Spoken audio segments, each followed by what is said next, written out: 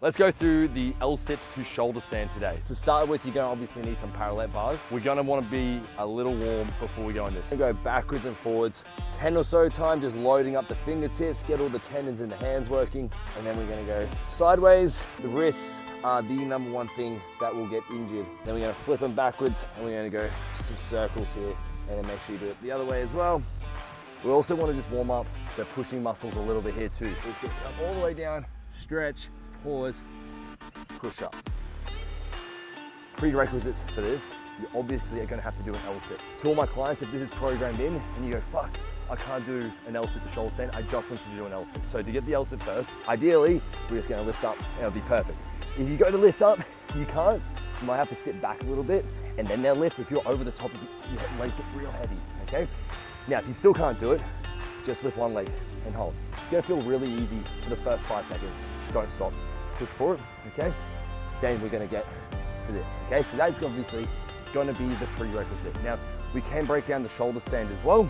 To get into the shoulder stand, we're gonna push our head towards like the beam there, forward, and keep our elbows in tight, bring our knees into our chest, 1 foot up, and you can hold this. If you even just want to unlock the shoulder stand first, but you're not sure if you can, just lifting that one leg up, we'll start loading up the delts, get the triceps, everything's still working.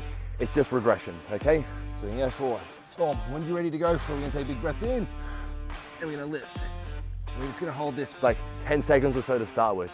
We're gonna extend our legs as we go. Now, the thing that throws people over, and I will overlay something here because fuck, it's funny. The thing that's throwing people over is that they think they have to do a handstand. We're not trying to get our legs above our heads.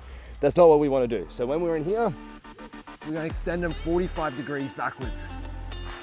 Pointing the toes, keeping the tension. If you point your toes backwards, you'll go that way. If you point your toes up, I nearly went over. That's the number one thing that's gonna stop you from wanting to do this move. If you fall over, hit your head, hit your back, that's not very fun. We're not doing a handstand. We can do shoulder stand to handstand. That's not what we're doing today. This is completely different.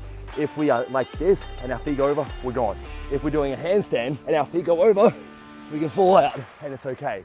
Otherwise you're locked in here. We're gonna put them together now. And we're gonna go here and we're just gonna transition, keep the legs in. See how low I am here.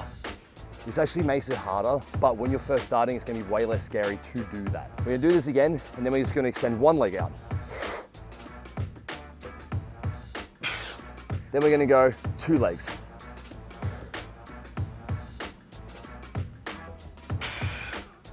And come down. Obviously, at any point, if you feel like you're going past that 45 degrees, bail, go out to the side. Don't just bite down. I can fucking do this. Don't hurt yourself, okay? That's not fun. As we get better and better at these, you're gonna start feeling that you can push away at the very beginning. And it does give you a bit more height, which also gives you more room to pull your legs out, because there's a good chance when you first do this, you hit your legs, because you gotta push, you protract your scaps. When you first go, you're gonna be down here, then you're extending your legs. I'm pushing right down here with my shoulders. We're going to try and stay about this. It does make it extremely easier, but also the risk of you going over definitely increases as well. Now, I probably would find a stickier surface for these than what I'm on, but we should be fine. So you can see I was quite a substantial bit higher there. Leg through, and honestly easier. We're going to want to start tying reps together. We're not just trying to get one rep and hold. So ideally it's going to look like something like this.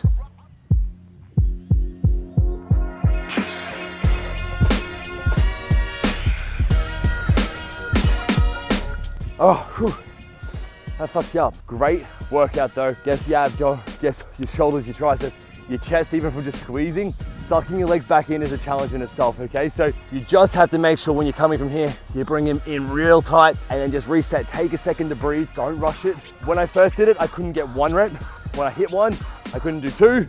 And then you just start learning like the positioning of things, how to squeeze a bit tighter. Maybe you need to bring in a bit more narrow, makes a world of difference. We can progress this to a handstand. We'll see how I go. It might not even make the edit. I might go this way just in case I fall. It's making the edit, boys. It's making the edit. We can progress to the handstand from there. So that's why you should put time and effort in from here to here, because you will not be able to press out for a handstand here, or Yeah, make it way harder because we're not even just doing a handstand push-up anymore.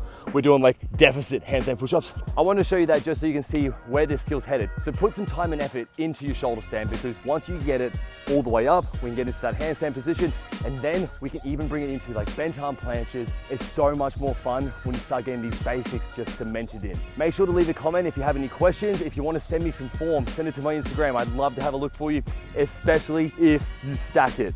If you stack it, make sure it's fucking filmed or you're going to be upset, okay? Go get your L-sits in.